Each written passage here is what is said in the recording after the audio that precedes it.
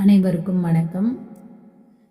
12ஆம் வகுப்பு மாணவர்களுக்கான கையேடு இப்போ நமக்கு 2026-27 இந்த கல்வியாண்டில் உள்ள கையேடு தான் இது.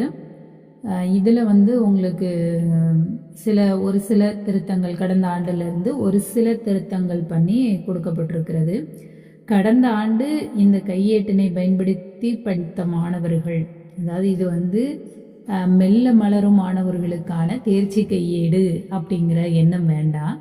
ஏன்னா இந்த கையேடை மட்டும் வைத்து படித்த மாணவர்கள் 94-95 மதிப்பெண்ணுக்கு மேல் மதிப்பெண்கள் பெற்றுள்ளார்கள்.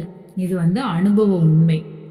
அதனால் நீங்கள் இது பெரும்பாலும் இந்த கையேடு உங்களுக்கு எதை அடிப்படையாக வைத்துனா நமக்கு இதில் தேர்வு வினாத்தாள் திருத்தக்கூடிய முறையில் கொடுக்கப்படக்கூடிய அந்த விடை குறிப்புகளின் அடிப்படையில் அமைக்கப்பட்டது.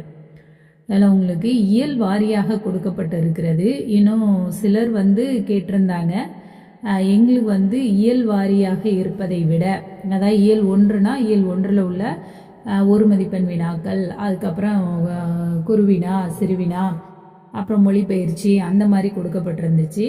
ஆனால் சில மாணவர்கள் சில ஆசிரியர்கள் மாணவர்களுடைய வேண்டுகோள் என்னவாக இருந்ததுன்னா, எனக்கு 1 வேர்டு எல்லாம் மொத்தமாக கொடுத்துட்டு அப்புறம் 2 மதிப்பெண் வினா, அதுக்கப்புறம் 4 மதிப்பெண் வினா அந்த மாதிரி கேட்டிருந்தாங்க. அவர்களுக்காக அது தயாராகி கொண்டு இருக்கிறது. விரைவில் அந்த கைடும் என்ன செய்யப்படும், சேனலில் பதிவிடப்படும்.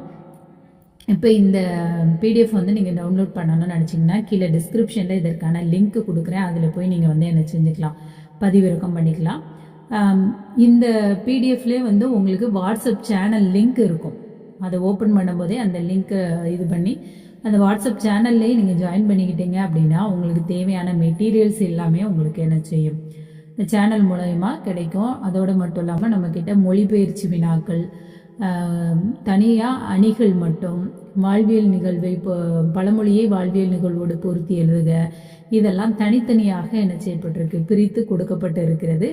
அதுவும் தேவை அப்படின்னா நீங்கள் பதிவிறக்கம் செய்து என்ன செஞ்சுக்கலாம், பயன்படுத்திக்கலாம்.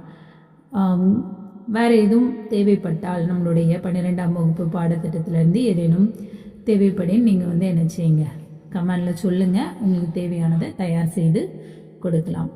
நன்றி.